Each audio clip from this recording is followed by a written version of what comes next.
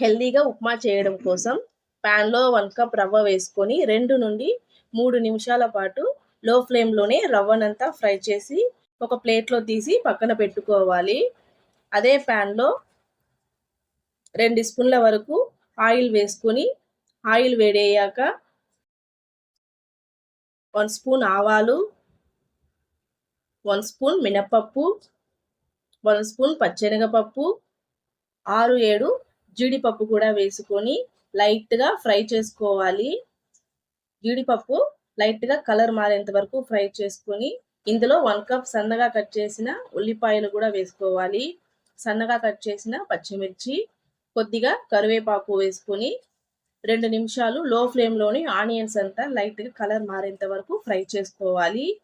ఇందులో కొద్దిగా సన్నగా కట్ చేసుకున్న అల్లం ముక్కలు కూడా వేసుకొని ఫ్రై చేసుకోవాలి. ఇందులో 1/2 కప్ సన్నగా కట్ చేసిన carrot, 1/2 cup beans, 1/4 cup capsicum వేసుకొని 2 నిమిషాలు లో ఫ్లేమ్లోనే ఫ్రై చేసుకోవాలి. మూత పెట్టి 5 నిమిషాలు మధ్య మధ్యలో కలుపుకుంటూ ఈ కాయలనంతా ఉడికించాలండి.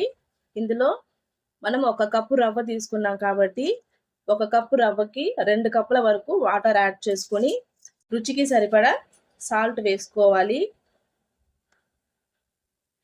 ఒకసారి కలిపి మూత పెట్టి ఒక పొంగు వచ్చేంత వరకు ఉడికించుకోవాలి. చూడండి, వాటర్ అంతా బాయిల్ అయిపోయింది. మనం ఇప్పుడు ఫ్రై చేసుకున్న రవ్వని వేసుకోవాలి. రవ్వని ఒకేసారి వేయకుండా ఇందులో కొద్దిగా వేసుకుంటూ కలుపుకోవాలి. ఇలా చేయడం వల్ల ఉంటలు అనేది కట్టకుండా మనకి పొడి పొడిగా ఉప్మా అంతా వస్తుంది.